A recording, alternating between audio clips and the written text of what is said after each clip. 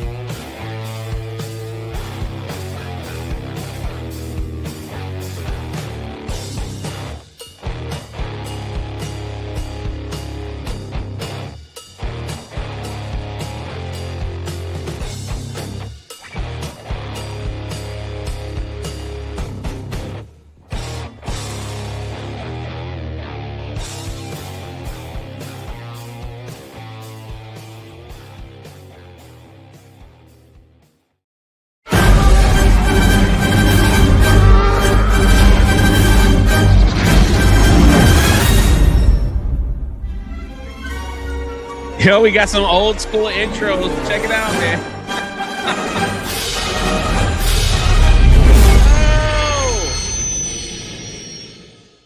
Man, I haven't been live on this channel other than Monday in a long time. So I'm just kind of like, well, let's see what happens. I know I'm streaming over FNT and everything else, but hey, it is what it is. Got a little Star Wars news to talk about. And thank you guys for joining. We can get 100 people watching. I think that'd be pretty awesome. You know, joined by my good friend Mo, because I'm like, I don't know what's going to happen here. I don't know. I know I'm angry and I'm upset, and this is a long time coming. Finally, Kathleen Kennedy is out. She left on her own, which after a while, we kind of figured that was going to be happening. She didn't get fired after The Last Jedi. Didn't get fired after Solo. I don't think there was a Star Wars Civil War at all. She just did her thing, put a torch to it, just like the thumbnail, and said, all right, I'm out. And that's that. That's that. So, oh, man, we starting already. Who invited Discount Beardo and not regular Beardo? I don't know where Beardo is. I think he's out playing golf with X-Wing. I didn't get an invite. That's okay. Colehauser says, yo.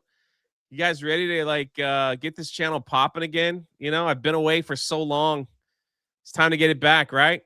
Canless says, I 100% agree with Ryan on Filoni, but it's still nice to know this woman is gone. Yeah, that's it. That's it. We're going to go look through some of the timeline here, too, of what's happening, actually. Crispy Nokin says, holy snap, I haven't been on this in a long time. The damage to Star Wars has already been done. I don't think it'll recover. Crying face. Yes. Gone. Well, it was announced, Mo, that Kathleen Kennedy is leaving. She's leaving on her own, whatever. She decided to just get up and say, you know, I've had enough. I'm done. Dave Filoni is now in charge with some other woman. And now the future of Lucasfilm, not just Star Wars, Lucasfilm is not better than ever. Well, the good news is Mike Zeroh was right, I guess. Finally. Yeah, finally. Let's see. Wicked Virtual to 5. Nice to see streams are back over here. Oh, shout out. Thank you. Yeah, I'm a little rusty over here on this channel. Just a little bit. Have you seen what Mike Zeroh? Listen, you know Star Wars is dead. When Mike Zeroh. Have you seen what's going on with Mike Zeroh? I have not. I followed him. I followed him for like a week, maybe years ago, and I'm like, this guy's completely full of shit. Sorry. Yeah. Well, yeah. I mean, we knew Star Wars was in trouble when our own Mike Zeroh has decided to just make videos on the Epstein files and like Hollywood gossip. He hasn't made a Star Wars video in years, bro. Oh my goodness. He left that grift like he left it after a while. He's like, yeah, I'm done. Now it's like celebrity pop culture. So, that's the end of it. Bruce says, I don't even know who that is. Well, Mike Zeroh used to be the if I click on his oldest here, he used to be the Star Wars rumor mill channel of channels. All he made was weird thumbnails and like I mean, look who he's got here as the face of Jeff Bridges. yeah. These are all so bad. he would make up stuff or read some stuff on Reddit and just make videos about it. I respect the grift, but these rumors were pretty bad. They were pretty bad. And I don't think any of them came true. I mean, look at this one of Luke. Oh, man. And here we are. Hold on a second. Let me address something in the chat. Jay swore off everything started. No, I did not. I said I'd stop. I wasn't going to make videos. Didn't say I wouldn't talk about it live. So you misquoted me. She's gone and absolute nothing will change. Yep. Do you agree with that? Yeah, nothing will change because you have Dave Filoni, which he's a horrible writer. He's a hack of a creator, and they got Pablo Hidalgo. You got all the people, all the underlings. It's not. You're gonna have to root out. You're gonna have to hit reset on that. Open the airlock on Lucasfilm. Yeah. For the tip jar, the service here is impeccable. Yeah. Thank you. This was the stuff that has been coming out and about like her departure. Apparently she did like a tell-all interview, I guess. She kind of spilled the beans. And this one here, this sucks. Okay. Kathleen Kennedy says no one is interested in exploring Indiana Jones right now. I mean, come on. How is that humanly possible that no one cares about Indiana? How bad have you wrecked Indiana Jones where no one, and I mean no one, no one wants to do an Indiana Jones film? How do you do that? You know what's weird about that is that they stunk, and Bethesda of all people released a video game, Indiana Jones and the Great Circle, which Bethesda are all losers, by the way, but they made a game that people liked and were ready for the next DLC. They actually showed that you can make something that people like. So what Kathleen Kennedy says is completely wrong. Yeah. Well, I was all in on getting the DLC until they decided to use Indiana Jones. As Bethesda used Indiana Jones as a way to laugh at the death of Charlie Kirk. Yeah. So I was like, well, there you have it. Yeah. Isn't that weird? Everybody's shocked. Man, I appreciate all the support over here, man. Like we're gonna do stuff. Don't worry. At the end, her rule is, and not short enough. It was low-hanging fruit, but still relevant. Filoni sucks too. Yeah, absolutely. Man, we hit 100 people here on the channel. We haven't gone live in a minute. Kathy is just going back into the shadows like the Sith Lord she is. We need to keep Kathy in the light so we can continue to hold her accountable. I think she's going to go on a tour and accept awards for the next 5 years. Right? Probably. I mean, she's been a name in the industry, good, bad, or indifferent, for over 40 years. So, yeah, they're probably going to glaze her pretty hard. I think so. John Phillips says, reminds me of the old Saturday streams. I'd watch Jay from 5 to 7, Uncle Base from 7 to 9. The Star Cruiser streams were gold. Yeah, man. Good times, huh? Thanks for being here, man. Those were some of my bangers, for sure. The Star Cruiser streams. They killed Charlie. I'm getting baptized on Sunday. Take that blue hair. Man, I love to hear that, brother. Congratulations to you. The next thing about Indiana Jones, 2 TV spin-off shows were reportedly put on hold indefinitely.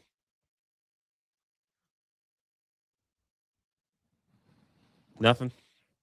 I'm good. Nothing. There was only one TV show that was halfway good. Yeah. It was Young Indiana Jones. I wasn't the hugest fan of it. I'm not saying it was bad. It just was whatever to me, but a lot of people enjoyed loved it. them. Yeah. I enjoyed them. Do you think this could have been the rumored Phoebe Waller-Bridge is now Indiana Jones TV show that was heavily, that's not even a real word, heavily thrown out there that she was going to pick up the hat and, you think that could have been? Oh man, they definitely tried. I mean, the writing's on the wall, but if the room temperature was right, they would have went for it. But the culture war was shifting just a bit much to their dislike at that point. But yeah. Well, I think what was going to happen is they were hoping, because they spent Indiana Jones and the Dial of Destiny was one of the most expensive movies ever made when all the numbers came out. That is why they filmed a lot of it overseas to get tax credits and stuff from the countries and everything like that. And the last numbers that we got, they lost $350 million off that film. Didn't even break even. And it just, to me, I feel like if it was successful, they would have gone through with it, like with the show, because what are you going to do with a TV spinoff show? And now they're put on hold forever. So it's like Harrison Ford ain't going to be in that. Who would it be? Listen to this. Also, an animated spinoff following the adventures between the movies was also going to happen, but they put that on hold. So, yeah. And I'm glad they didn't do it because it would have been between the original. Yeah. A live action prequel show following Indiana Jones, Mentor. Like it looked like they were all in. Like they were all in on Indy.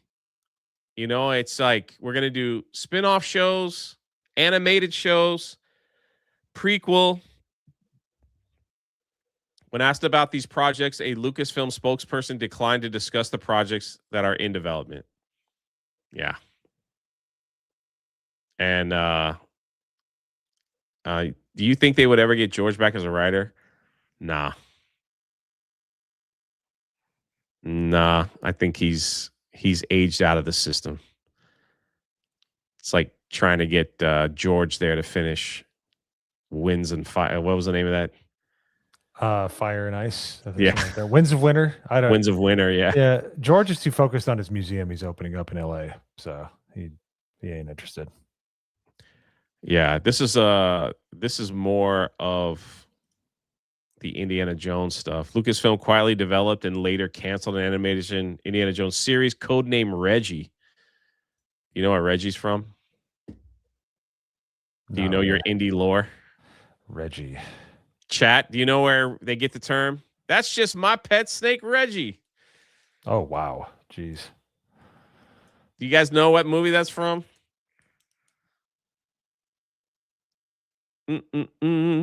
Everybody's thinking.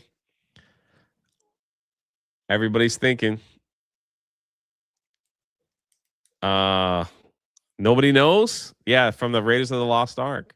Oh, that's right. When he gets rescued, he gets in the airplane. Yep.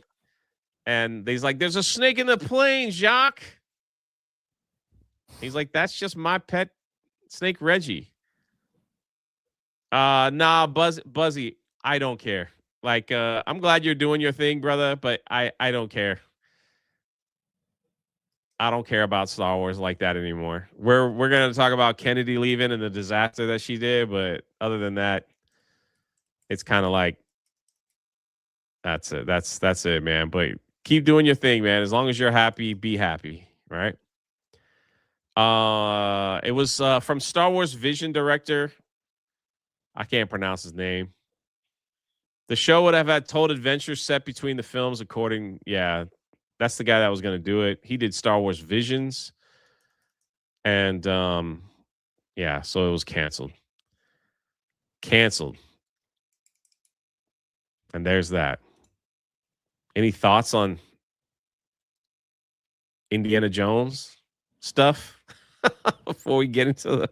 It's the same eternal truth that is everybody's stated many times. There's only 3 movies, and there only ever will be 3 movies.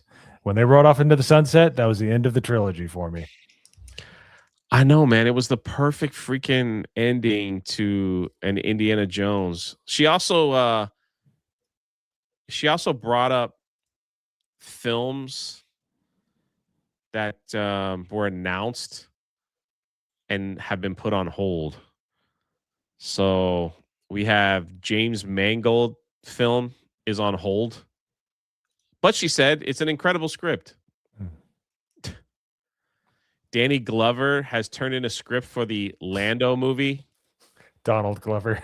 Or Donald, what I say, Danny? Sorry, Yeah. I'm looking at the chat at the same time. I'm like, I went back and forth.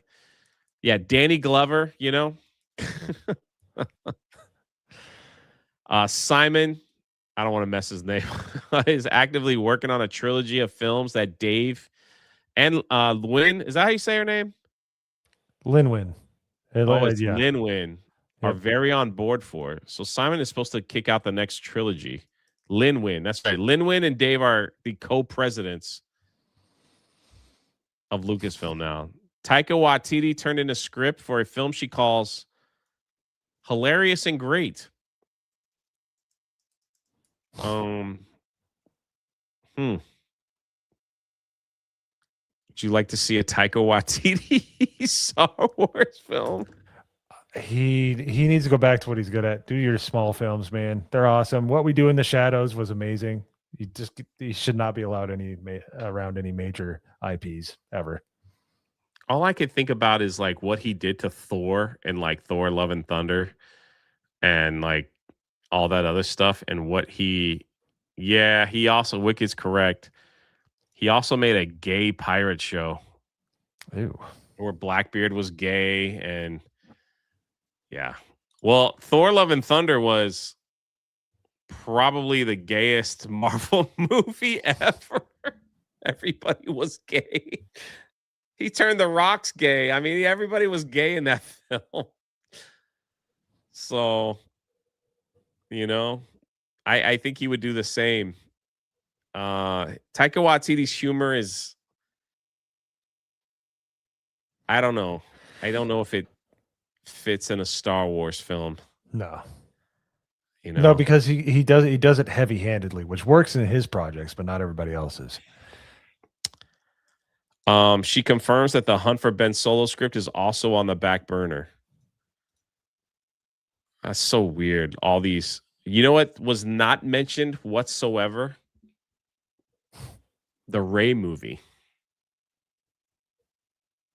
You would have thought that would have been number 1 on this list. Yeah. No Rey trilogy discussion, no Rey movie discussion, and apparently all these wonderful, funny, happy scripts are put on the back burner. So oh yes. Patty Jenkins wasn't mentioned either. Oh, that's right. Rogue Squadron or something like that, right? Is what she was supposed to be doing. Yeah. Okay. Good old Rogue Squadron. Yeah. I don't blame Disney for that one. I saw Wonder Woman 84 during the lockdowns. I was like, yeah. I mean, it's just, I don't know, man. It's just like, it's so odd. All these films being announced and some of them being talked about, and then they just they cancel. Hail Jay in chat. Pray all is well. What's up, Eddie? Thank you for the $20 holla. Here's a little Star Wars for you.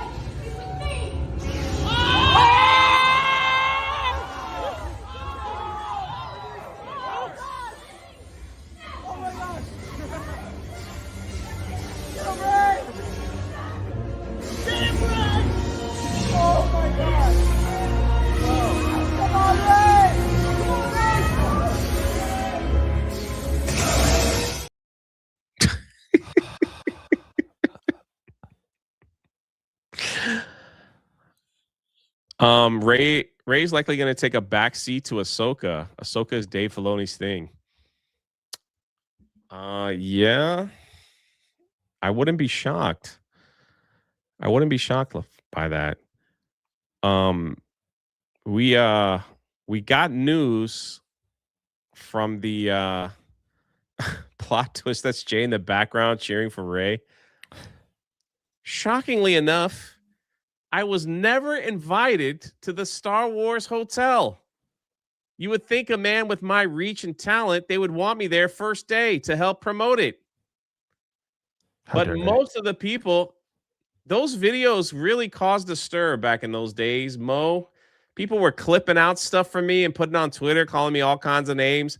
There was even one point they tried to get me banned from the parks. Like because I did a video, I went into Hollywood Studios and I stood at the entrance, which is in the park, and I was like, "Here's the entrance to the Galactic. I'm here." And there was this whole thing on Reddit where they're like, "Let's get this guy kicked from the parks forever. Let's call Disney and say," it's like, yeah, well, didn't happen. So go figure. Go figure. But speaking of the theme parks,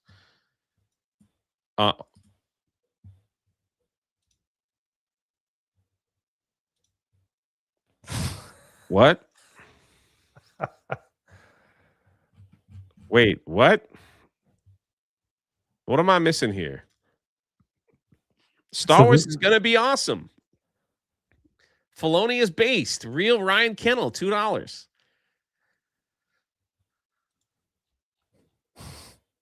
Yeah, I don't know, buddy. I don't know. Maybe keep that to yourself, Hey, what's up, 19K Fox? I know it's a joke. Come on now. I ain't that dumb. But speaking of the theme parks, they made a big change this week too. If you didn't know that So have you ever been to Galaxy's Edge, Mo? I have not. I've not been back much. Yeah. All right. So when Galaxy's Edge was first created, they said, "Hey, look, it's going to be fun. We're going to create a world called Batuu, something that no one's ever heard of before. It's going to be timeline based. Man, this is at a theme park. In between the Last Jedi and the Rise of Skywalker. So in the middle, there's a little base called Batuu that sometimes Kylo Ren is there looking for Rey, and Rey is there fixing her car. So when you go into the Star Wars land, you can, live out your adventure. So you could go to the employees and ask them about, do you have a Darth Vader? They'll have to say no, because they're only allowed to tell you Star Wars between Last Jedi and the Rise of Skywalker in a theme park that you pay $200 to go in. They want you to do homework. When that park opened, Mo, people were confused.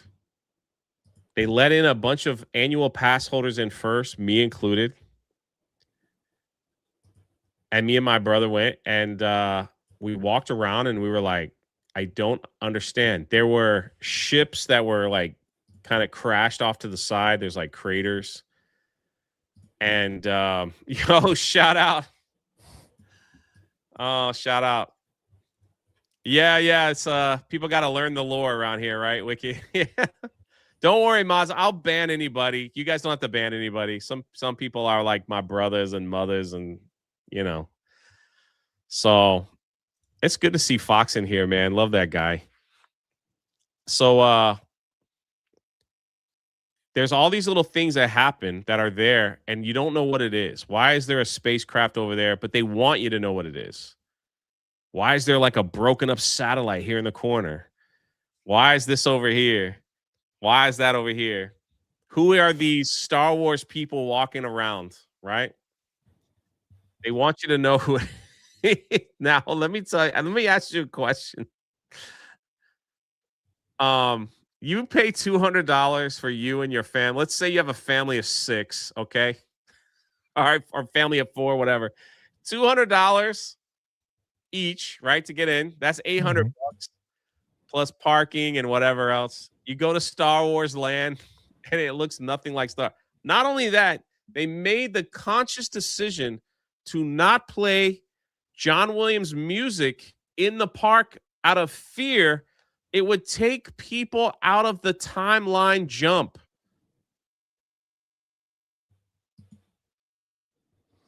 So, but you know what? You know what they would tell you, Mo and family, when you got there, if you didn't understand what was going on. This is what they told you when you first started. They go, head over there to this, and I was there. It's on Park Hopping. They go, head over here. There's a little store there selling a book that they want you to buy for $39.99. I am not joking, Dude. They want you to buy a book on how things work and why in Batu. And they also eventually they came out with the comic book edition. And they wanted people to read the book. So when they walked around, they could go, ooh, oh, that's what that's there for. Oh, that's what that's there for. Oh, that's why that satellite belonged to, you know, the First Order. And somebody blew it out of the sky. And it's been there ever since. I'm sitting here like,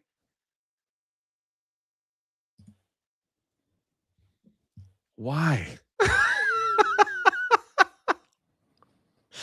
Why would you do that? Guess how many books they sold, Bo? Oh my goodness. I'm assuming you sold more. I would have to guess. Yeah. I think the count was like 86. Oh, ooh. I think I've sold more books and I've never written one. I don't know if that's possible, but 86? Yeah, it was it was one of those one of those things. So the writer of that book, the writer of the Galaxy's Edge book went to Dragon Con to sell her book, and there was no one in line. There's pictures of her. I remember doing a video on this. There were pictures of her sitting at the booth. I think I brought it up on one of the live streams. She was sitting at the booth with all her books and didn't sell one, according to the author. No one even came up to her, and basically people didn't even know she existed. So, yes, you know, it was wonderfully bad because I think she was wearing a COVID mask too. and she was wearing a mask. Yeah. That's correct. That's correct. Yeah, it was weird. Jay had explained it to me when we were there. The funniest thing was when I was there with, I don't know if it was you, Fox. I was there with a few other, it might have been my brother as well. I was there with a few other people. I'm walking them through Galaxy's Edge. They're confused. Well, because, you know, at the time, this channel was Star Wars heavy. I was able to find a copy of the book online and kind of skim through it. So I was able to figure out what all that stuff was. And it's worse than you think. So when I was at Galaxy's Edge, this was on a Park Hoppin' live stream. I walk up to this crash site and I start explaining to my friends that are there. I was like, well, this is this and this is that and this is why it's here and everything. Also, all these people like started crowding around. I remember with the live, I turned around and I was like, oh, look, I got a whole, I said, I got a whole, I got a whole group here wanting to know why this stuff was here. So it's bad. It's pretty bad. But anyway, all that being said, this week at the theme parks, they decided to make a change and get rid of the stupid timeline and decided that they were going to add Darth Vader, Luke, Han, and pump in the John Williams music throughout the park, or at least the Star Wars park. So it's been about 6 years, Insane. Since they decided to do that. Does that make you excited? Is it like about? I don't think that had anything to do with Kathleen Kennedy being fired. I think this is something that they had planned because of the Disney does a lot of exit polls when you visit their park. They do a lot of polling. They do a lot of asking questions. What do you like? What you hate? And Galaxy's Edge was like on a lot of the polls that were leaked. It was like low, So they're like, we got to make a change. We got to figure out what's wrong, and we got to make a change. So, I see a question. Did they explain how Sprite and Coca-Cola are things in Star Wars universe and sold in grenades? No. No. They sure didn't. It's too bad. Any other questions on that? I'd love to be in Jay's tour group. They're going to need to take out the tie. That's a first order ship. Oh, no. Oh, no, real life fake wizard. That's where you're wrong. It is not a first order ship. According to Star Wars, that is just a recycled old ship that's part of Star Wars. I don't know if you know that. Let's see if I could find the let's see if I can find the article here. Here it is right here. Most just like dazed and confused. Not saying it's just like it's so excruciatingly boring. I'm so like I want to care. I want to care about Star Wars, and I know. Yeah, it's just I'm trying, man. I'm trying, but I'm so angry. I hear you. Yeah. So you can do a video on this real life. Guess what? One of the lesser known facts about the TIE. How do you say that? TIE Echelon. Yeah, I think that's it. So that's a first order ship. We all know it. It's in Galaxy's Edge, but they decided to write this article to let you know that a lesser known fact. Okay. All right, real life space wizard. It's a lesser known fact, so you probably didn't know. All right. Anytime they use the term in Star Wars, it's a lesser known fact means one thing. They just made it up. So they just made it up to cover their tracks. It says it's actually an Imperial ship. It carries the same colors and markings as the ties from that era. So, Bo, if it's the same color, clearly. Yeah, it's not because they copied everything from the original trilogy.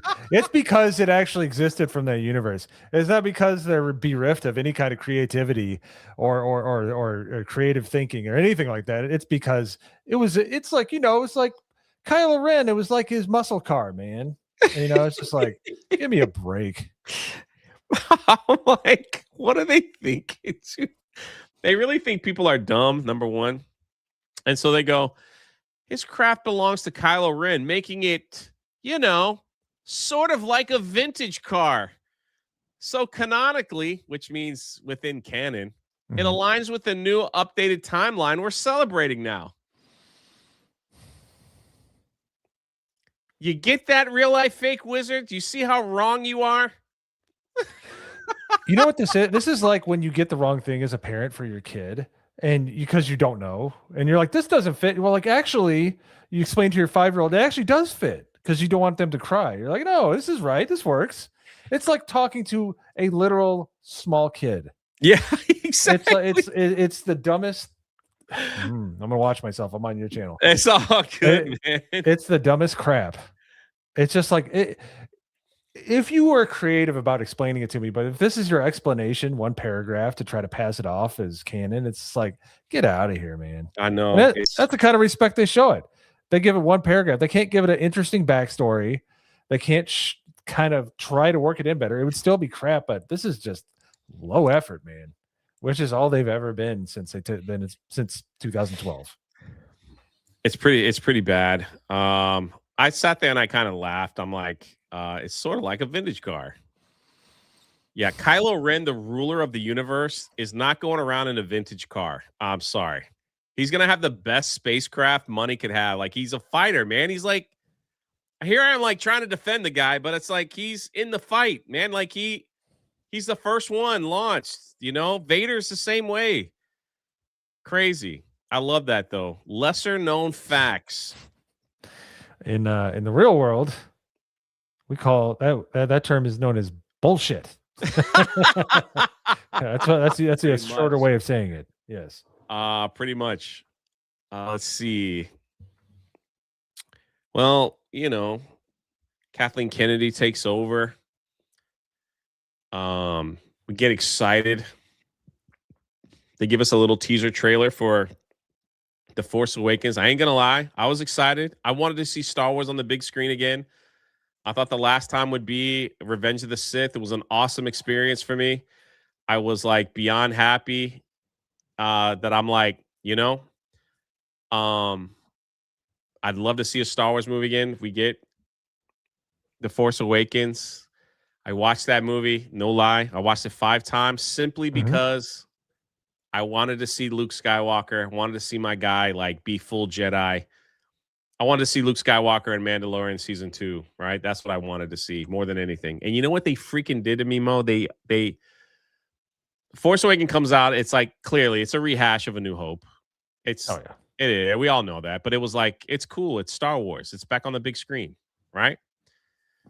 And then they gave us Rogue One and that Darth Vader scene, right? Mm-hmm. You get that Darth Vader scene where he's get the lightsabers and stuff, and you're like, okay, holy crap. That's pretty awesome. And I'm thinking they're going to do that for Luke, but it didn't happen. Holy crap. Wow. What the freak? Cody! Yo, I'm back to YouTube watching. Jay is legit. Cody! Yo, man, I ain't seen you in a minute, brother. How you been? Brother? Man, I hope you're well. Coming in here dropping freaking bomb over here, $99 holler. Man, you guys like these live streams over here. I guess I got to do them more often. Huh? Did you guys, for you guys that haven't watched in a while, have you, have you missed the Rose Tico?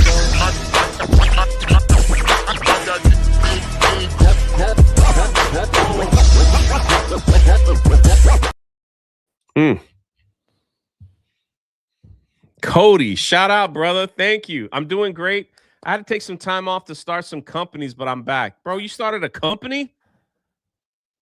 Anything that I could benefit from? Anything I could benefit from? Shout out, man.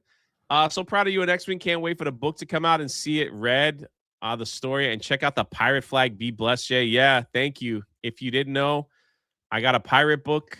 Me and X-Wing put it together, drawn by my friend Eric Hodgson's, and we were at 1,095 books sold. You guys are incredible. It's in the pinned comment. It's not for kids. It's not for kids.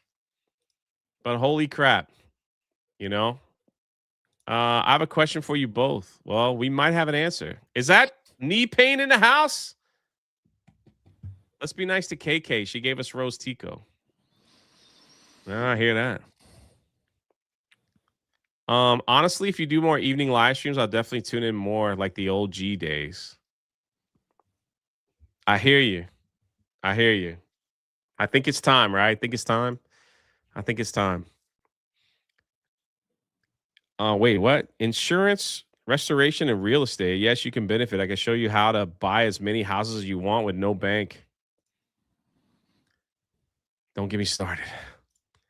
Don't get me going. Is it possible to learn this power? I know. Don't give me hope. Well, we get The Last Jedi, and we all know that that probably, some Star Wars faithful didn't like Force Awakens. They didn't care for Rogue One.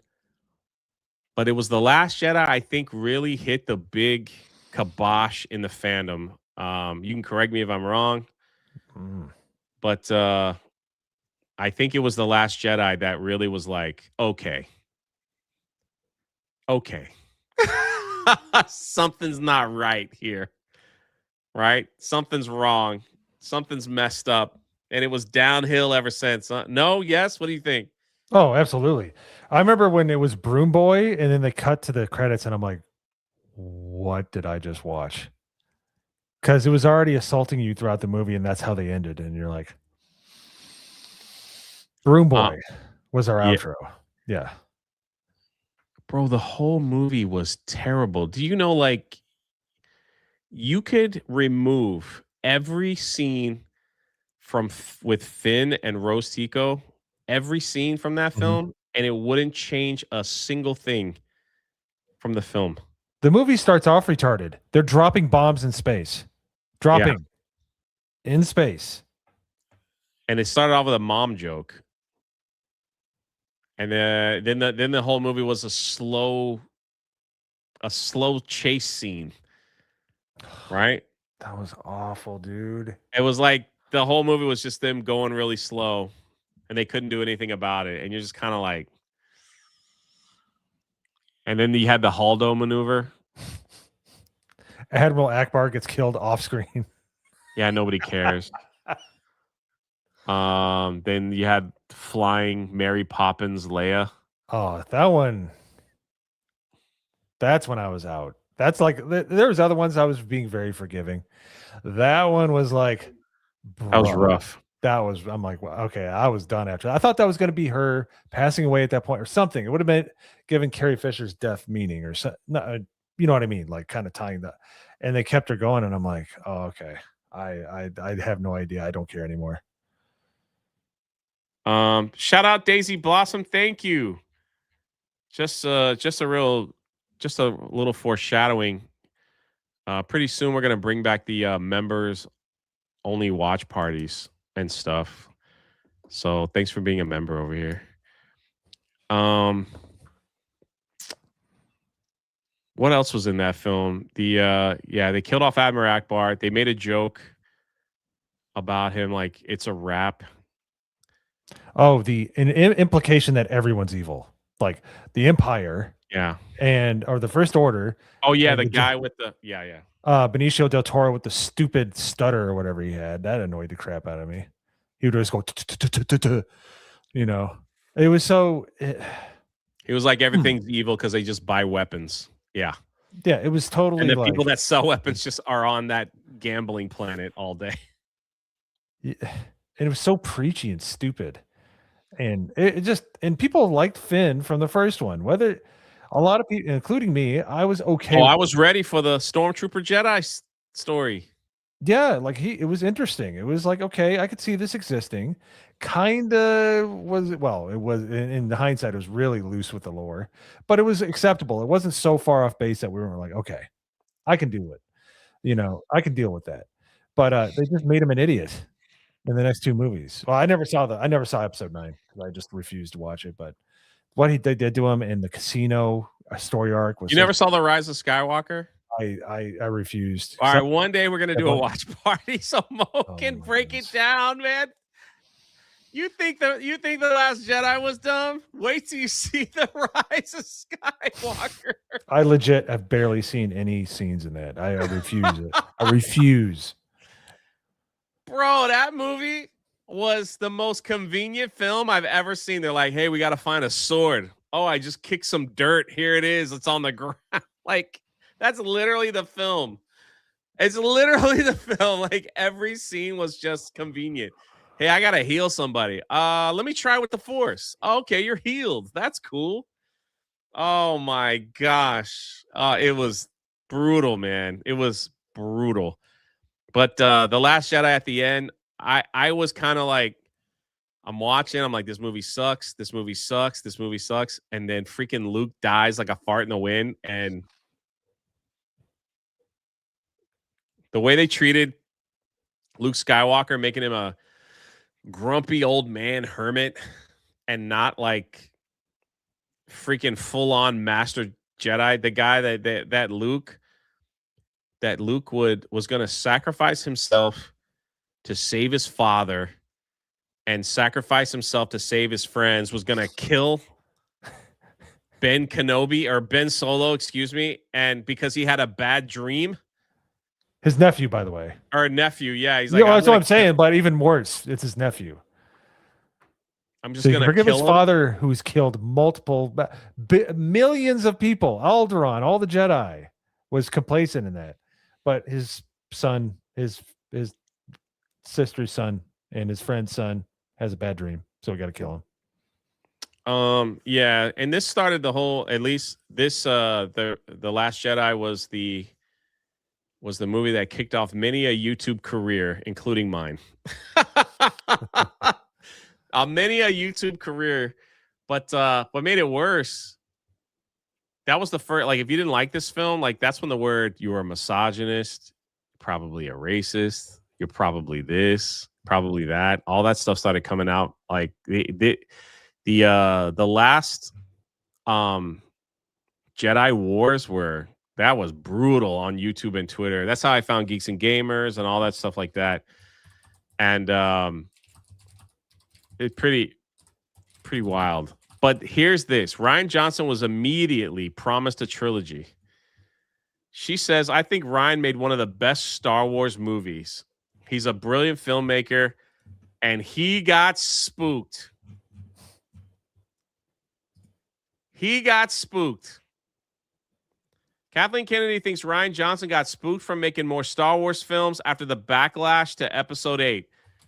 I think Rian made one of the best Star Wars movies, brilliant, but he got spooked. This is the rough part. When people come into the space, every filmmaker and actor says to me, what's going to happen?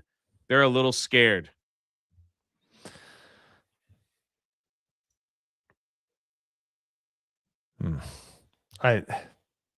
Anything?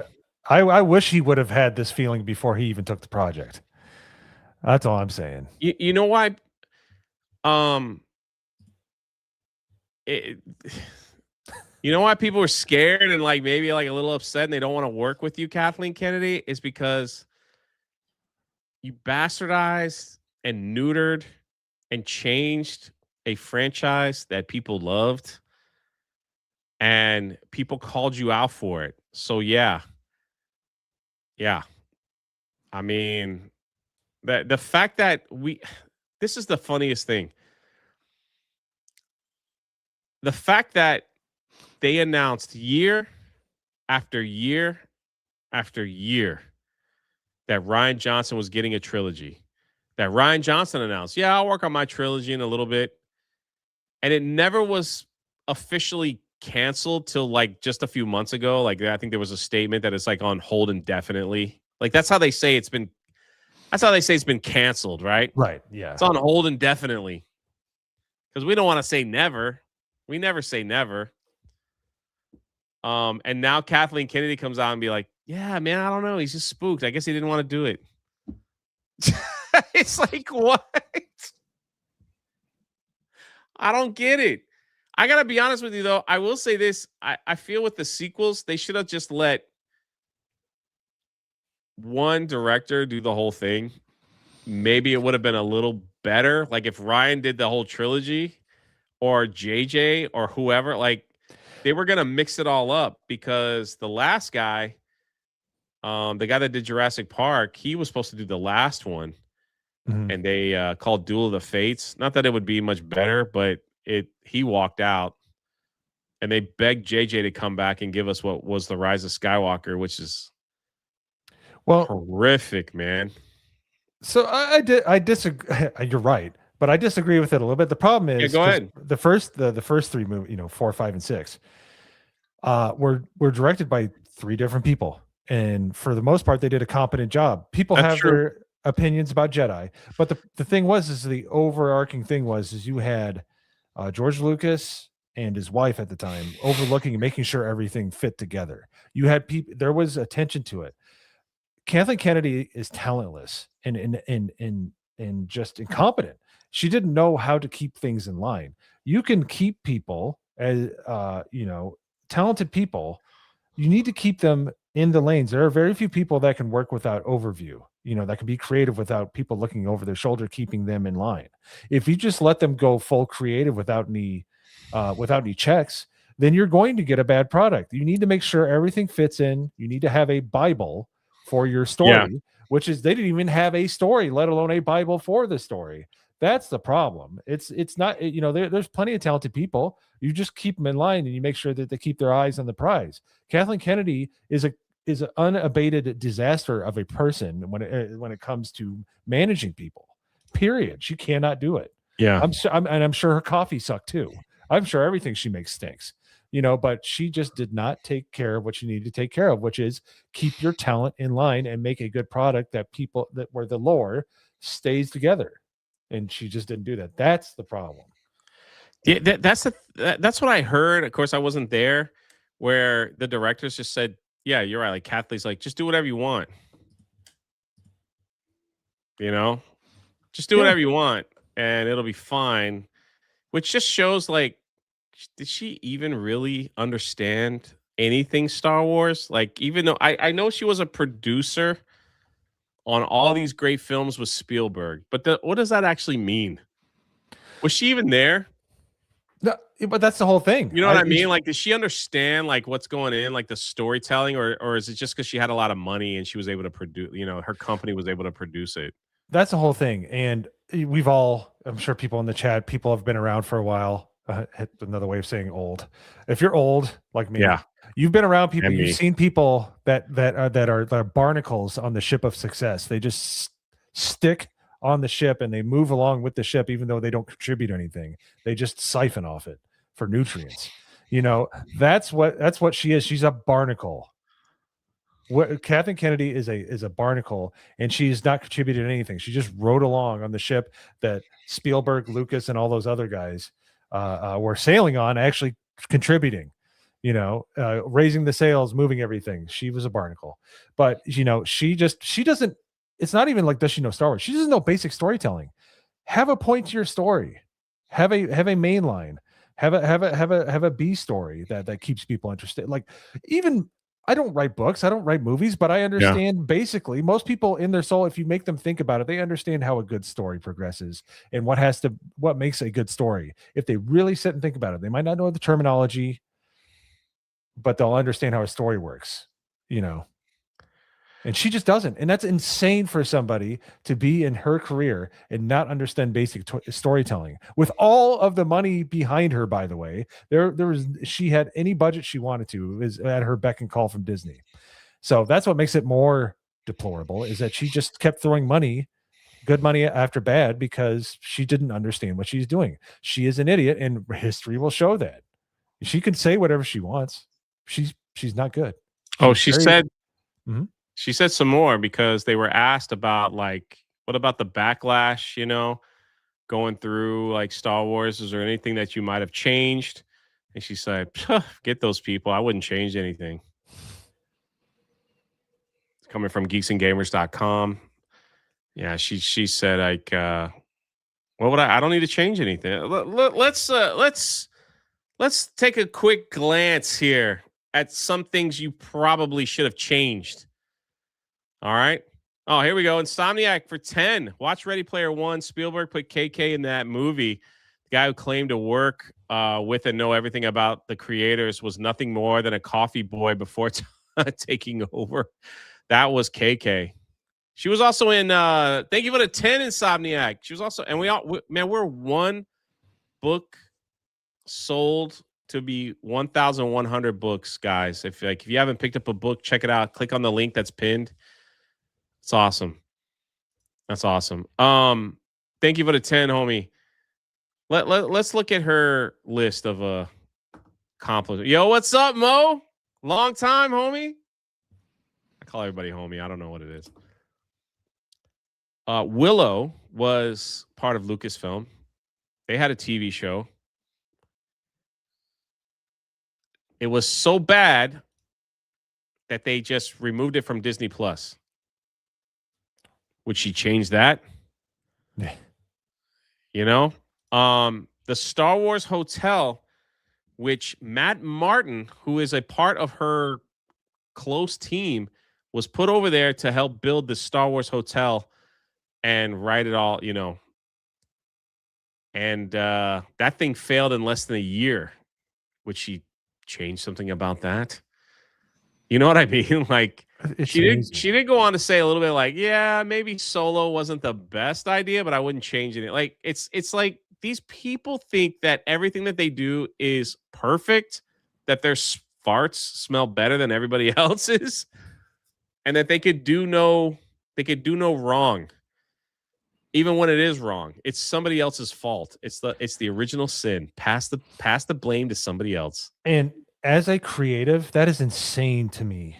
Yeah. Insane. You crave criticism. Because you don't take it personally. If people are interested in telling you they don't like something or they like something or something, anything along those lines, just interested in what you've created, that's good. To just write them off as being naysayers and stuff shows how completely inept she is. If you're a creative, you take that. You can disagree with it, but you take it under consideration and you can say, okay, I think they're wrong or I think they're right. You don't just write them all off because they did not agree with your horrendous, ill-planned vision. And that's why she was completely the wrong person to put in charge, George. Yeah, it was George Lucas. I think Disney was going to Bob Iger was going to go with somebody else, but Kennedy, the sale of Star Wars, Kennedy was part of that sale in order for George to sell it. Let's see. I think that KK should be credited for bringing us all together. I agree. I completely agree. Just bought my book. Hope it gets here before I move. Shout out, man. Nice. Shout out, brother. It's shipping like late February. Make sure if you move, put a forward on there. Thank you. Sup, bro. Glad she's gone, but I also don't care much for Filoni, so I just would like more OT era stuff. Could care less about Rebels era stuff. Yeah. 6 Scale Mafia. And we just got a flood. Jose Taco said, Gary just promoted your book on FNTJ. Did someone send a super chat or something? But even still, that's freaking awesome. I got to text him again. He promoted it last live stream as well. So I appreciate him for doing that. That's Love awesome. the pirate taco, by the way. That's awesome. I know, it's freaking sick. Yeah. Okay. Not moving till April. Yeah. The books are pretty much done. We're just doing a pre-order. Then we're shipping them out. So no super chat. Oh, okay. Cool, man. That's cool. Thank you for letting me know. I mean, either way, the only reason I asked for a super chat is I want to know who sent it so I can tell. I want to try to tell them thank you. So, Nerd, what is this? Hail J, Mo, and Chad gonna try to work on that clip for you later tonight after work. Oh, okay, no problem, brother. No problem. No problem. The other thing, like, again, we talked about Indiana Jones. Would she change that? I mean, I don't know. Like, it's just there's so much as far as like failure. Like this thing says it all right here from that Park Place. Kathleen Kennedy lashes out at Star Wars fans in an exit interview, refuses to accept responsibility. Just to sum it up, look at this. Look at this guy right here. Wherever Jay goes, I go. Man, who else got a freaking family like this? You guys are freaking awesome, man. Getting me all up in my feelings. Assuming there are 100 mistakes made at Lucasfilm under KK's tenure, what is your favorite mistake? Gina Carano. The firing of Gina Carano is one of the... It was bad for her. I'll give you that. Like, it was bad for her, but Gina is in a much better place emotionally, probably financially. I don't know. Don't ask me. I don't know. And judging by the picture I saw yesterday, she's definitely physically better. I don't know what she got for a settlement. Don't ask me. She did not tell me. Yeah. So, and then I think the rally cry around Gina was really, really special to see. I mean, and now because of like, I believe that God turns everything negative into a positive in your life if you stay she never bent the knee. She never turned around and like said, "Okay, let me apologize for this." She stood on her beliefs, whether you agree with her taking a settlement or not. Seeing this person go through the hell that she went through, where the mainstream media was calling her a Nazi and a racist and like everything in between, where everything in Hollywood just turned their back on Gina, and she literally had no one else but the fans, and that's when she started doing the cons. And she went to the fan base and said, "Hey, I'm here. I've never done this before," and it was amazing. It was amazing, and I think because of her strength through all of this, there was a lot of people that found I saw it firsthand. There was a lot of people that found strength through these weird times with the lockdowns and everything, just because they came up and talked to her and told her and gave her gifts and all kinds of, it was crazy. It was crazy. I think that was the biggest mistake in Star Wars history, and it's amazing what has happened because of all that. I don't think she'll be at the cons anytime soon. She's in the middle of her she's filming right now. So she might be doing this for a little while. Do you think we'll see Gina back as Cara Dune now? Why would you want to go back? Why jump back onto a sinking ship? I loved her character. Fan base, maybe? Yeah, no, I mean, for sure. But for her, I would just, why even go through that again? I would have loved to seen the series that would have been based around her. I thought her character was great. I can't for two. We hit 1,100 books. Shout out. That's from Knee Pain, definitely. Yo, what's up, Antoine? Icon presents Jay David tomorrow at 5 p.m. Yeah, man, that interview was like a month ago. You just now getting it out? What's been taking so long? Jane Theory gifted a membership. Thank you, Jane. Everybody misses Jane Theory. My second favorite mistake was the Galactic Star Cruiser. You want to know why? I made so much money off those videos and live streams. I made more money that time period in my YouTube life than I think I've ever made in my existence. Wow. Yeah. That was a good year for me. On YouTube, I had endless content. Endless. Live streams were on fire. That thing lasted a whole year, and then once the Star Cruiser was done, Jenny Nicholson released her 8-hour video or 4 or 5-hour video on it. I reacted to that thing. Dude, that thing still gets views, man. That's why I said you just put out the book. Dang, bro. The Star Cruiser was like very good to me. That was a fun Star Wars year. Yeah, I'd have to say my favorite mistake is the Acolyte, because it was so bad it was good. It was It was so bad it was good. Like you would just laugh at it. It was funny unintentionally. It was just yes. Loved watching every episode with everybody. We'd have watch parties and we would just make fun of it. It was legitimate fun, but not for any of the reasons they wanted. The Acolyte was my last hurrah. Like I was like, all right, I'm gonna push this thing. Like, and I went that Acolyte pushed me over 100,000 subs, because that was a crazy, what was it, 6 weeks, 7 weeks? And I gained 37,000 subscribers in that time. Yeah, my videos were like over 200,000 views. Jeez. And I didn't even show my face. I did all faceless videos.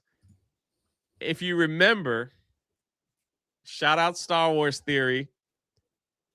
Theory went to war with like Wikipedia, threatened to sue them. Like people were trying to kill Star Wars Theory. Theory was all over Twitter fighting these fools, right? Oh, that was great. I And I remember was that. like, every time Theory tweeted, I made a video on it, and those videos went nuclear, dude. Videos went crazy. And one time I had to text him. I'm like, "Hey man, I hope you're okay. Like, I hope this is okay." I was like, I defended him, because these people were insane. These people were insane. Like Wikipedia, like came out. If you don't know what Wikipedia is, they literally came out and lied about this dude, and like said some of the most horrible things about like his life ending.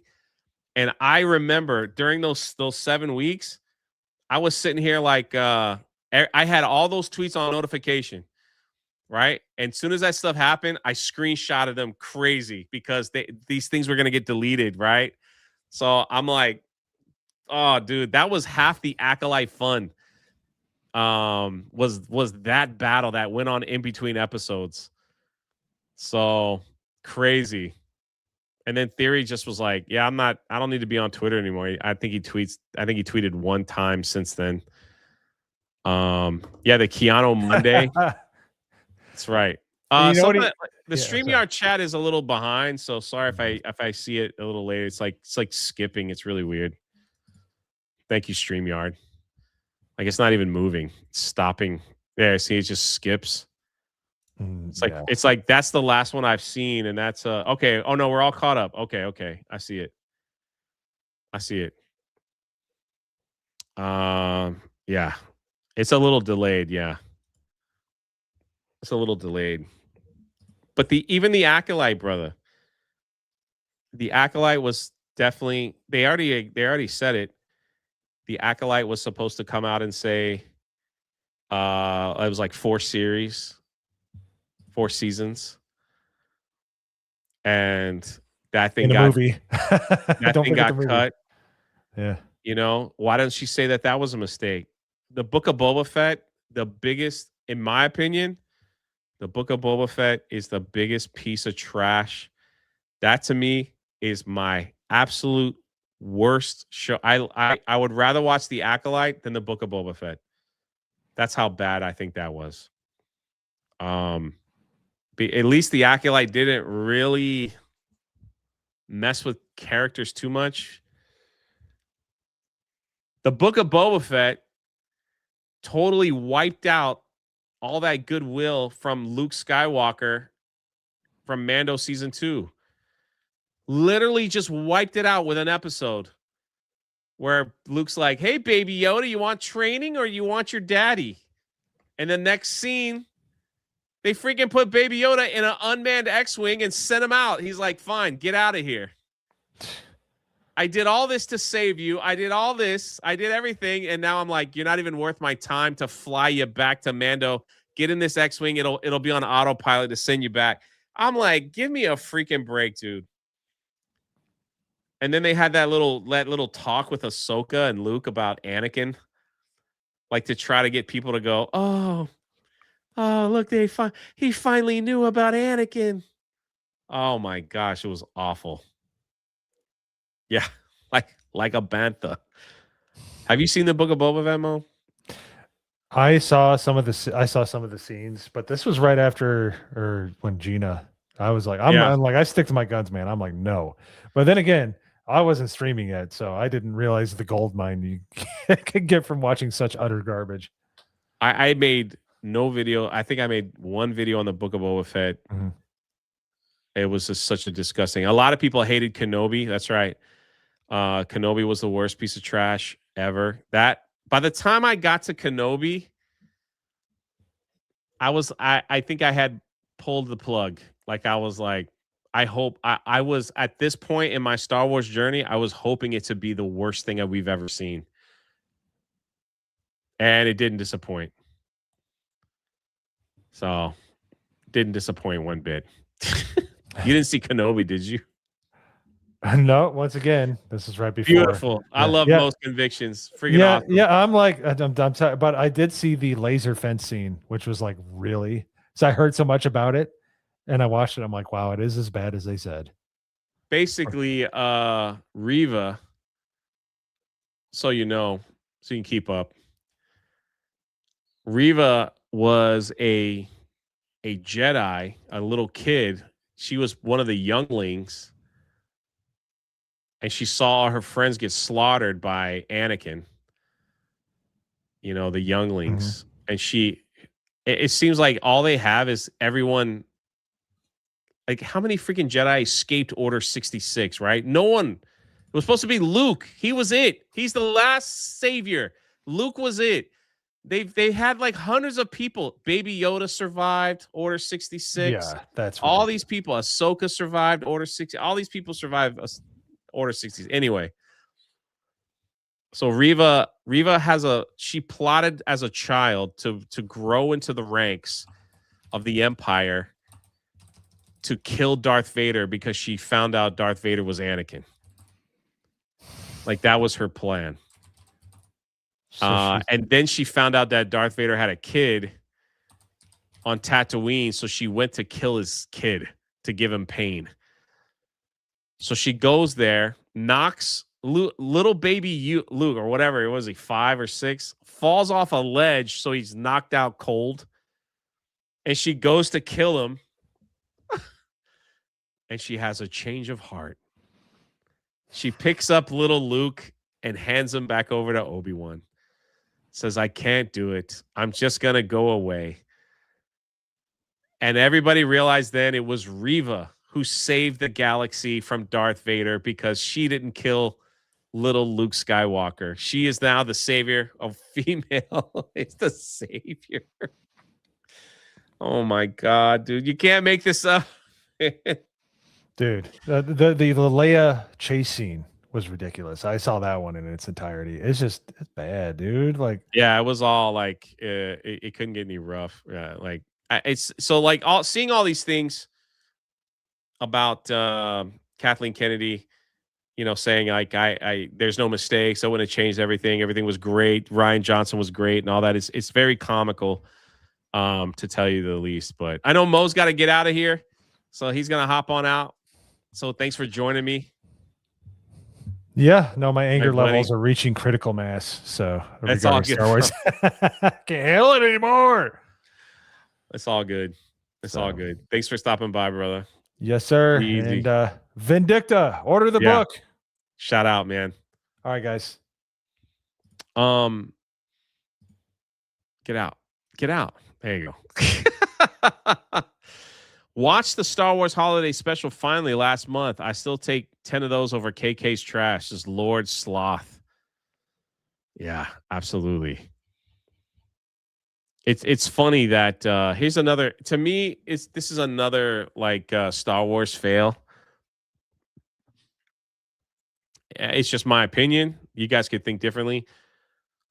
The one thing that they actually grabbed from George Lucas from that holiday, George Lucas hated the holiday special. We can all agree.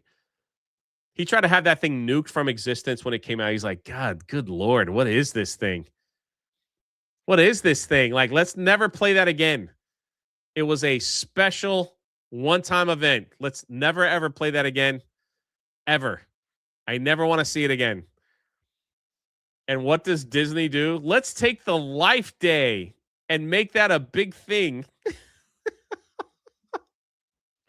So every year at Galaxy's Edge, they bring out Chewbacca in that big red robe, and everybody has their blue balls out in their hand, and they walk around to celebrate Life Day.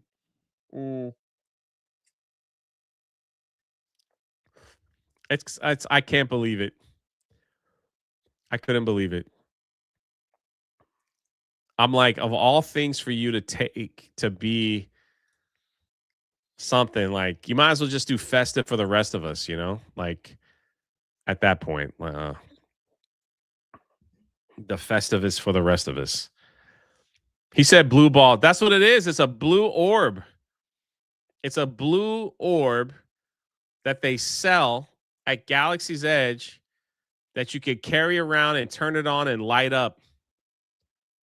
It's the Life Day orb. It's basically like Christmas. So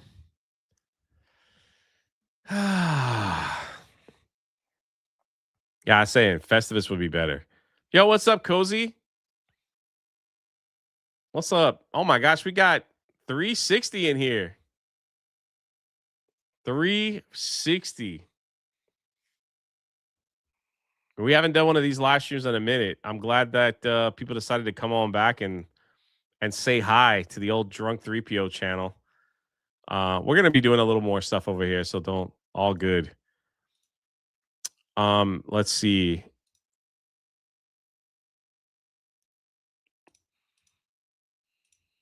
Now we got the dead air, right? FNT just ended, so now people are coming over. That's okay. I'm not gonna be going too much longer. Always good to hang out with everyone here, says Mo. Caveman says we love this place, Jay. Yeah, we're gonna do more over here. Kathleen Kennedy says the script for James Mangold and Bo Wilmans, did I say that right? Willimans? I don't know. Is incredible. Remember, this is the same woman that said Rian Johnson made the best Star Wars film she's ever seen. Even though it's incredible, it's currently on hold. It will be someone else's call if it gets made. Follows the origins of the Jedi, set 25,000 years in the past. There you go. What's up, Thundarius? You know?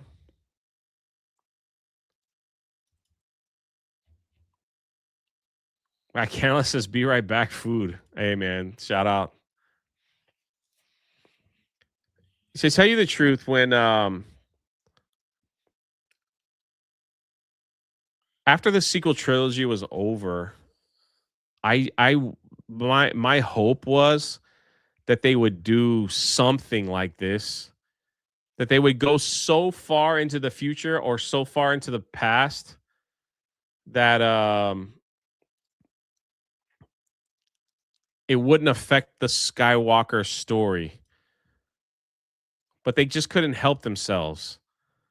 They had to constantly stay with the Skywalker story and keep twisting and messing up with the lore and everything just to try to appease what they were creating.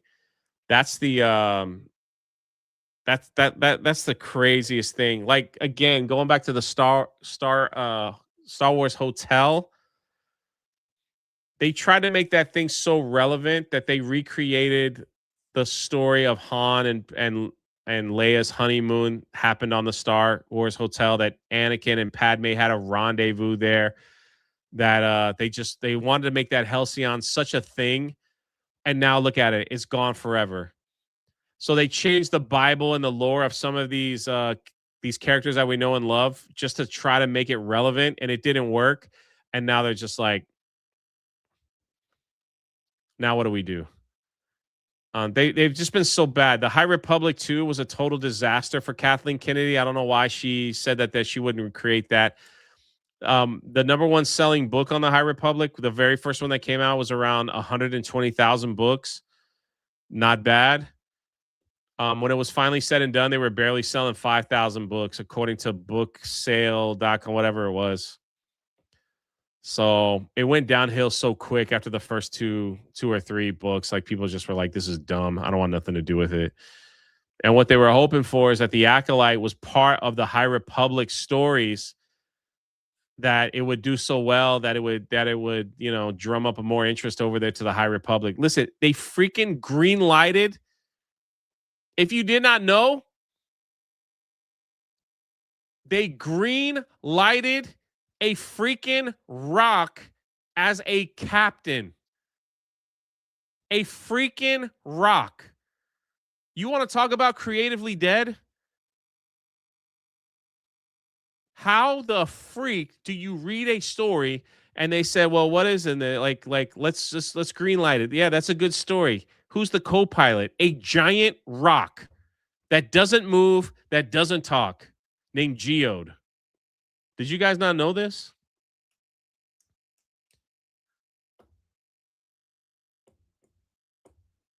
Geode, the captain, the co-captain. They don't know how it moved. It just randomly shows up. I know I got a super chat from Paul. It's not coming through on my StreamYards, brother. I see it on the other chat. So sorry I couldn't highlight it, man. Paul says, nice to see you, Jay. Wasn't Life Day from Star Wars Holiday Special? Yes, it was. So glad KK's finally gone. Is she actually going this time? Yes, she is. They need to retcon the Disney garbage. Yes, they do. Paul with a Canadian $10. Again, sorry I couldn't highlight it, man. Like the StreamYard highlight thing is frozen. It's not moving. You gotta love it. You gotta love it. So all I'm saying is, and what they did with Paul says no worries. Thanks, man. I appreciate it.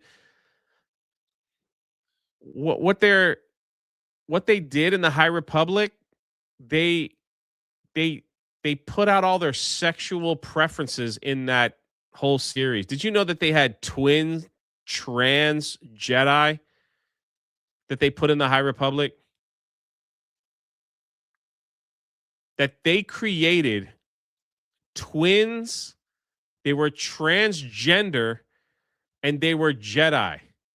That's what the High Republic is. Every character that they made in the High Republic, they wanted you to know its sexual orientation. This guy is gender neutral. This guy was asexual. This guy's not into men. It's like you sit back and you're like, what the freak are you talking about? Darth Maul's lower half is correct. The ship that the freaking Rock was a co-pilot on was called, drum roll please, drum roll. I mean, they had to search for this one, baby. They had to go all in to find a name for this ship. It was called the Vessel. That's right. Are you freaking kidding me, man? Are you freaking kidding me?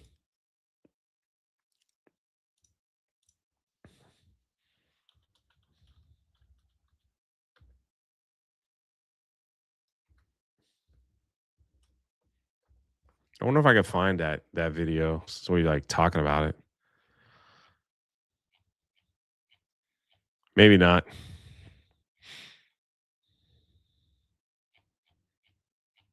They might have taken it down.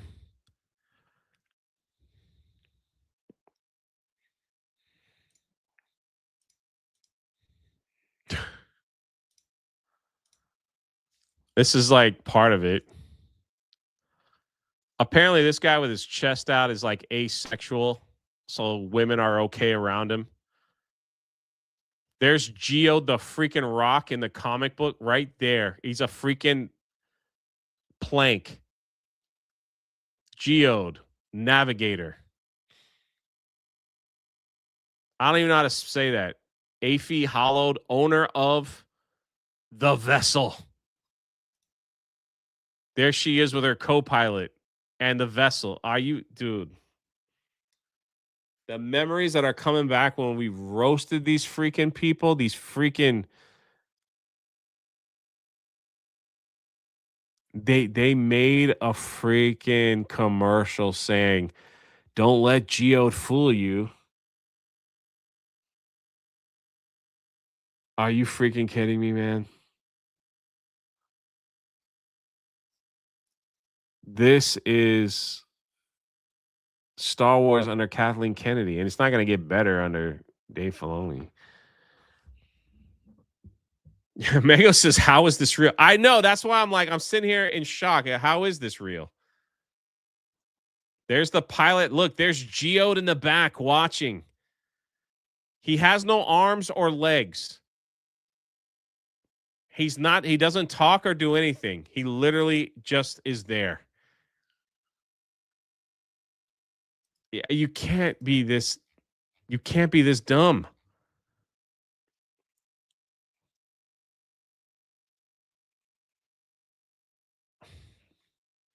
Somebody put an excerpt from that book. The last thing he ever saw was Geode standing over his head, just like a tombstone, the fallen star. This is the best thing ever written in Star Wars.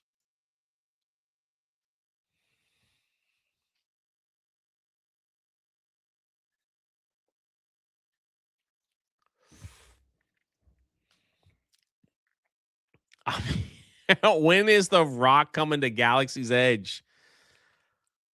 When? Why is this not a meet and greet? You know how easy this could be? Just freaking stick a giant rock in the corner and put a little nameplate that says Geo. Then you don't have to do anything else. And you'll see if there's like a fan base for your stupid rock. Are you kidding me, dude?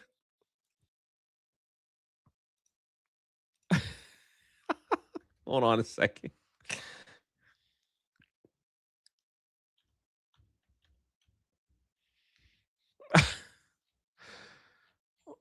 Here we go. Shout out Data Racer.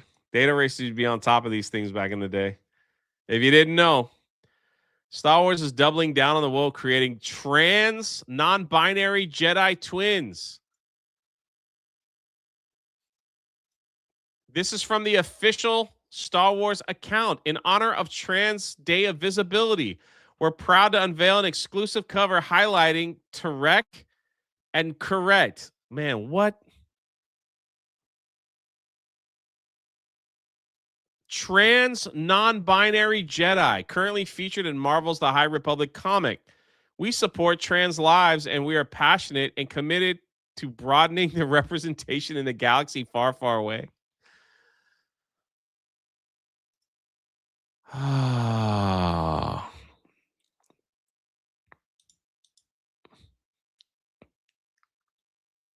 The High Republic #6.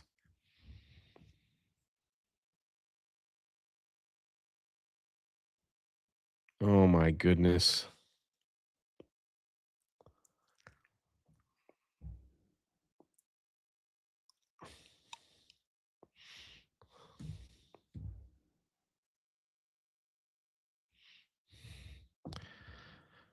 Geoda is like that dumb giant slug Claude from The Rise of Skywalker. Totally useless.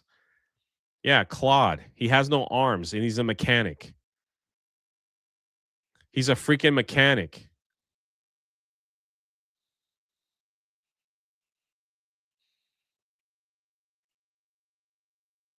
A freaking mechanic. That's all under Kathleen Kennedy. Dixie Bell says, good grief, this is hard to believe. I know. I was like, we took a trip down memory lane of some of Kathleen Kennedy's non-apologetic highlights. Can I ask you like a serious question? How can you be non-binary and a trans?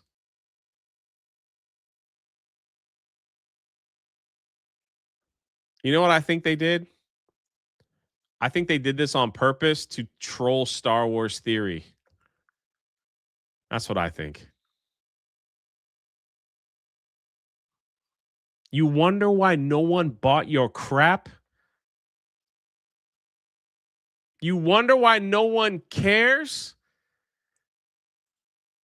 You wonder why? It's this bull crap right here. You wonder why you couldn't beat Gina Carano in court? You wonder why? It's this bull crap right here. 400 people in here. Shout out.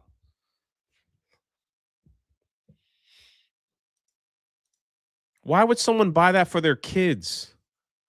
Unless you're a crazy white woman.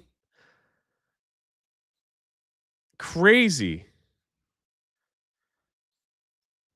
Jay, when I started reading The High Republic, I was excited to read about these humanoid twins. Once I saw one of the main heroines of the epic story get corrected about T's and C's pronoun. Oh my God, no, they did pronouns. Jay, I'm going to find this comic for you. Hey, make sure you get it graded.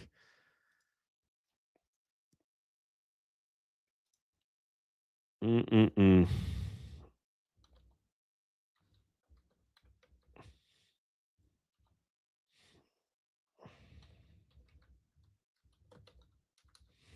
One second. I wasn't expecting to go over this, but I was like, people were like, yeah, it was like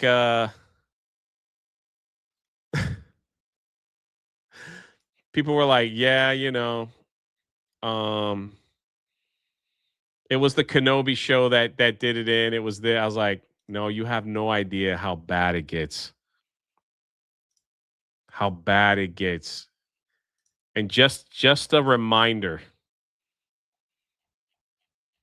Oops. The High Republic, you know? One of the writers says, the problem is if you don't like my politics and my beliefs and my moral compass, you aren't going to like my books. So let's just go ahead and save everyone some time. If you don't like it, don't buy. Well, you know what, crazy lady? They didn't freaking buy. They didn't freaking buy. Jay, how often are you live streaming these days, Jay? Also, we go down to Orlando once a year. We can meet at Disney later or maybe. Keep up the good fight. Bro, email me. It's in my descriptions. Shoot me an email, brother.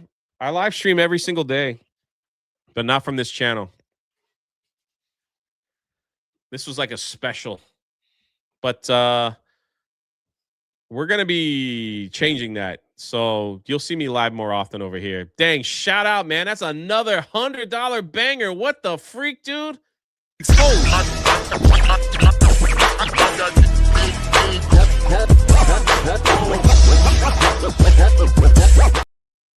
God dang it, man.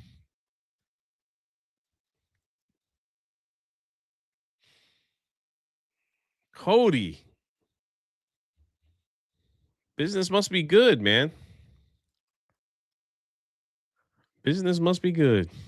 Shout out to you, brother. Thank you for the $100 donation, man.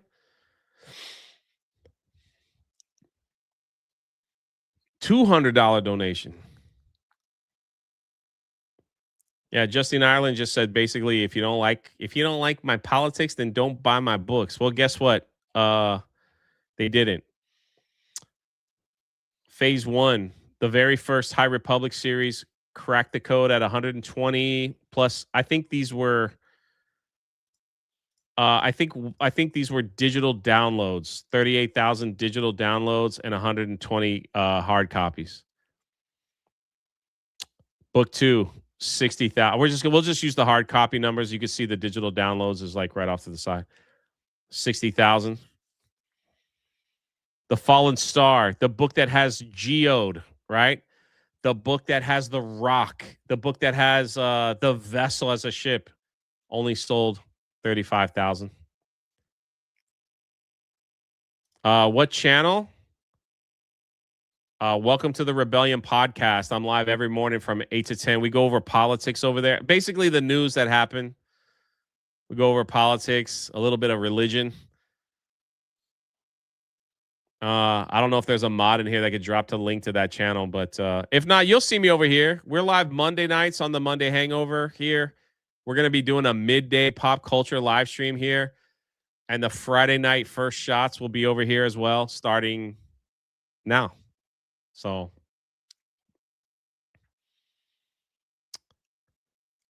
the High Republic book 4, 13,000 copies. These are the young adult geared toward 8th grade, 20,000, 30,000, 7,000,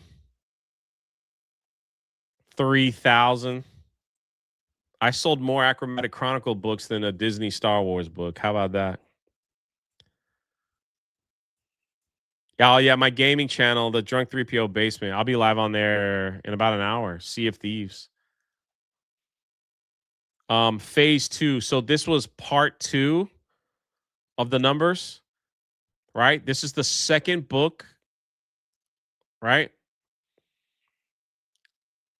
20,000. You went from 120,000.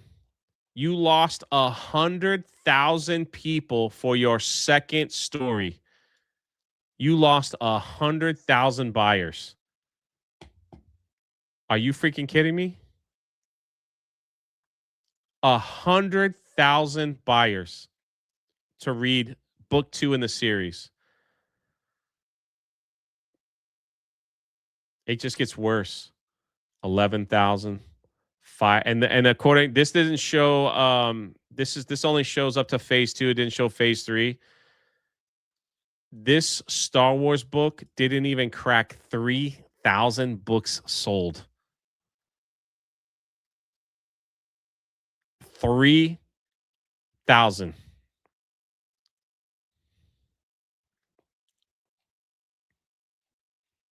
They go on to say the decline was pathetic and all this stuff like that. This is what I was telling Mo earlier. This was the lady that wrote the Galaxy's Edge books. How does the High Republic match up in terms of fan reaction? This is Dawson, author of Disney's similar doomed Galaxy's Edge novel, didn't have a single signing or sale at Dragon Con. And of course, she wore a COVID mask because why would she not? How the freak do you fall this hard? That is KK. That is Kathleen Kennedy's disaster. And the fact that she has some nerve to come out here and be like, I wouldn't change a thing. We did a good thing.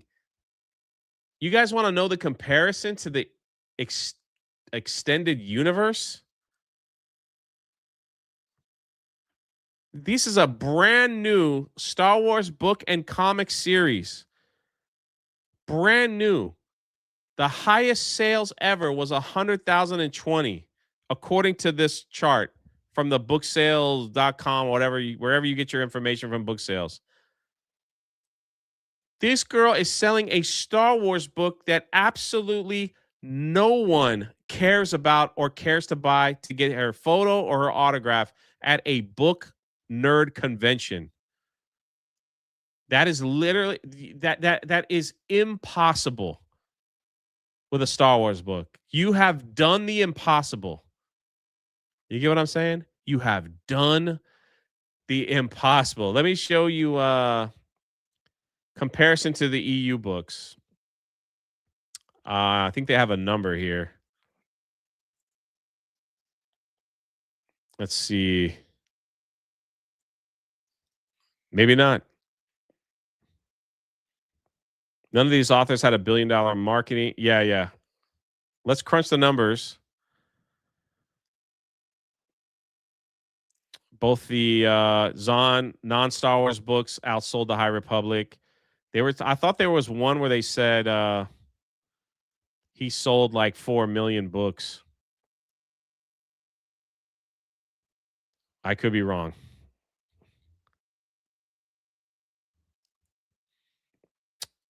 Basically, he said that these authors from the EU sold more books than the High Republic, and these authors did not have billion-dollar marketing campaigns behind it that the Disney gave the High Republic. That's insane. That's insane.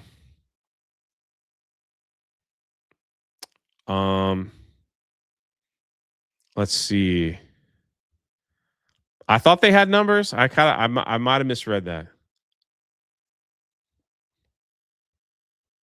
Basically, the EU way outsold the High Republic, and it wasn't even close. He went through the different things here. Yeah, that they didn't make it. It's crazy.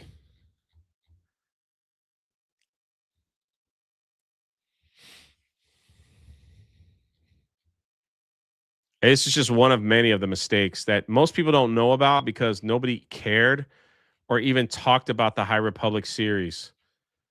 I'm just double checking.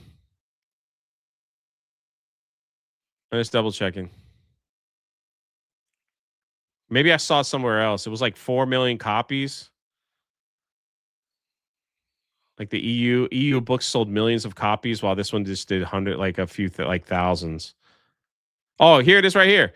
The original Thrawn trilogy sold 15 million copies as of 2014. 15 million. And after the Star Wars extended universe was jettisoned by Disney and Kathleen Kennedy, it went on to sell 5 million more copies. There it is.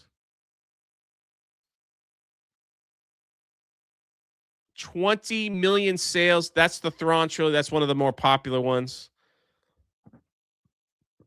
But still, what the freak? And she said she wouldn't change a thing. Are you freaking kidding me, dude? Didn't she also say like there was no source material? How you not have source material when a book sold 20 million copies and your books can't even sell 100,000? And like, what is this? Unbelievable, man.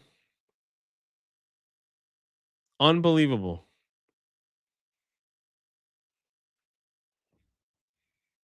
And now what are we going to get with Dave Filoni? You know? What are we going to get with Dave? Is it going to be the rise of Ahsoka? What I fear, I to tell you the truth, I don't really care.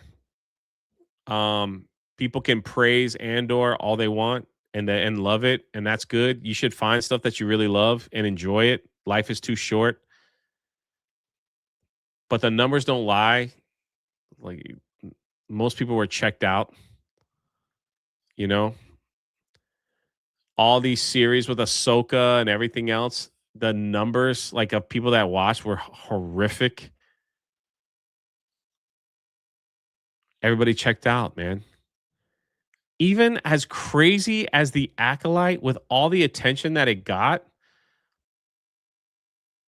it was horrific. The numbers were horrific. Like not even I can't imagine.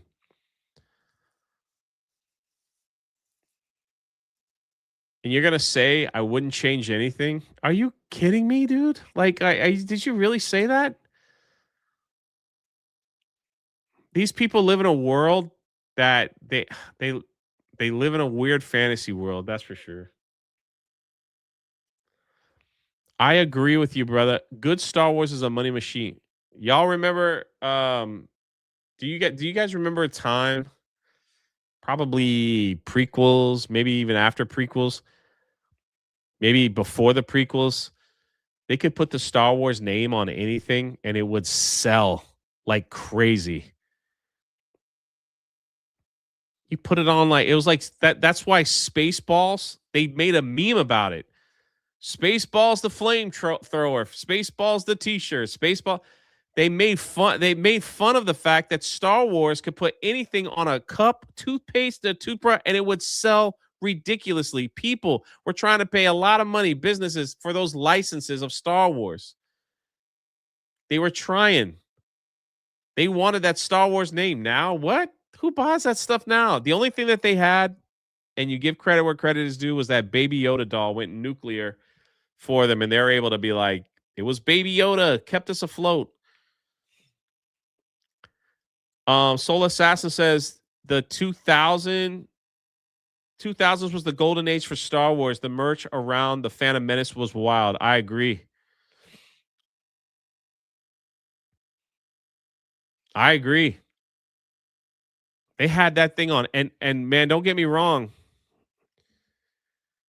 Man, when we saw that double lightsaber, there was one company that was selling lightsabers back in the day. It was like called FX or something like that. Man, everybody wanted that double lightsaber, man. Everybody. Rage Rhino says, but they weren't even ready for the Grogu merch when it first dropped. 100%. They were like, when Mandalorian was announced, I don't know if you guys remember, it was announced at Star Wars Celebration. It was announced as like a little side character. Like, Yeah, we're gonna do a little Star Wars Western on Disney Plus. No big deal. It's gonna be fine. And to tell you the truth, I was like, that's what Disney Plus needs to be with Star Wars. Just little stories here and there, nothing serious. And then when Baby Yoda was introduced, it just went crazy. And shout out to all the people on Etsy and everywhere else that bought tons of those Baby Yodas before Star Wars because they weren't smart enough to get the merch out. And yeah, Grogu wasn't even her idea. And then once they started getting the merch out, of course, Disney goes after everyone that was selling the handmade Baby Yoda stuff. They were so dumb. They probably would have made $4 billion if they had that Baby Yoda ready for that year's Christmas, but they didn't. They just kind of like, it's ready now. I remember people like saying that they made like $40,000-$50,000 on handmade knitted Baby Yoda merch because Star Wars had nothing ready. Nothing.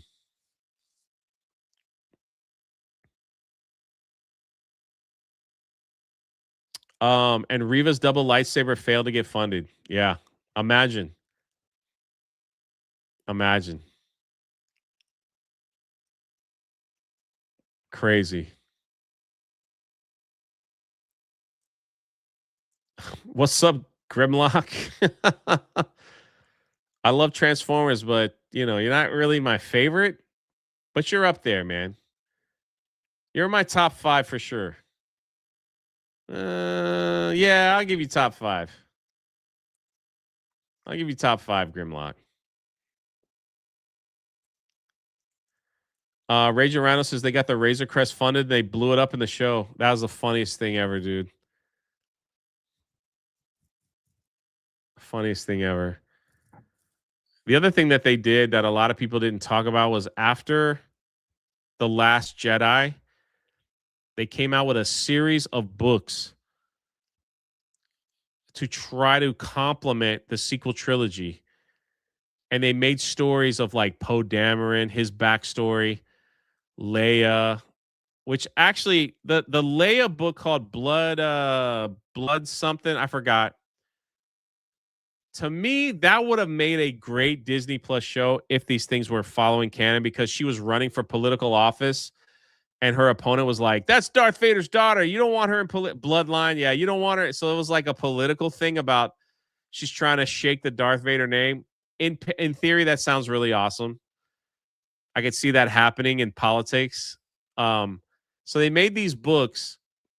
This is hilarious because Star Wars Explained had a freaking a little crybaby towards it. They got the books, right? They of course they get them before everybody else. And once JJ took over the Rise of Skywalker, he crapped on all those books, all of them. And you saw like Star Wars YouTubers like Star Wars Explained, they're like, it's JJ's right, you know, he could change the lore because they gave him permission. They literally wrote all those books, sold them to people, and they didn't mean anything because JJ changed everything in the movie. Poe Dameron's backstory. He was like a military guy in the book, and he had all this. JJ's like, he's a illegal spice runner in the movie, and like they were all upset. I remember they were streaming, they were all upset. They were like, yeah, I guess it's their. I guess they can change the books if they change the lore if they want to. It's their right. Oh, why even make the books? You can't even keep your story straight. What a joke! What a joke! All this under you, Kathleen Kennedy. Got rid of Boba Fett's ship name because it was problematic. Slave One. Got rid of Gina Carano because you didn't line up with her politics, but yet you got Mark Ruffalo out here calling the president of the United States names he shouldn't be calling because he could probably get sued for that. You got Pedro Pascal protesting whatever he wants politically. Nothing happens to him. Nothing happened to Mark Ruffalo, Disney. You know, nothing happened. But, you know, not Gina. Crazy. Paul re-ups his membership. Thank you so much. Disney puts out a poll.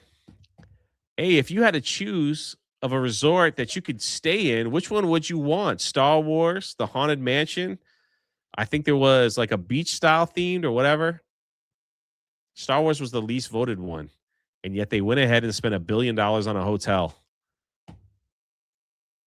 A freaking hotel that lasted less than a year. It lasted less than a year.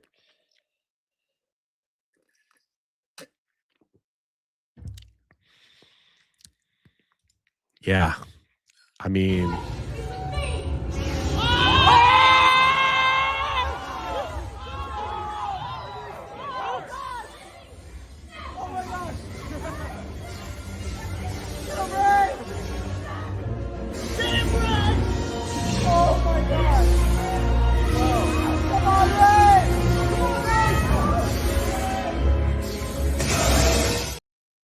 yeah, good times. Anyway,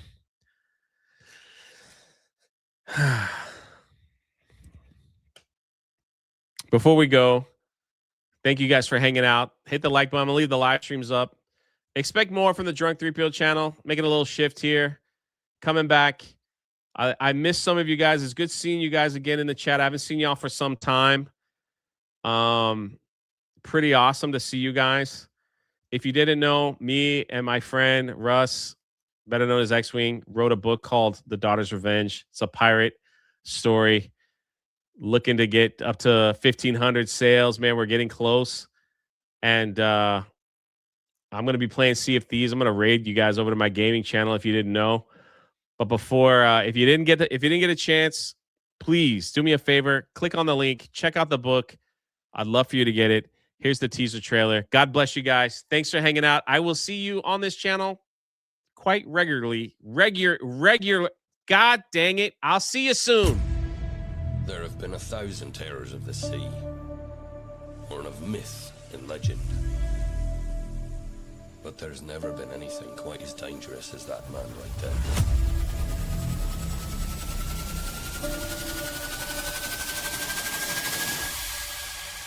Jonathan Reed.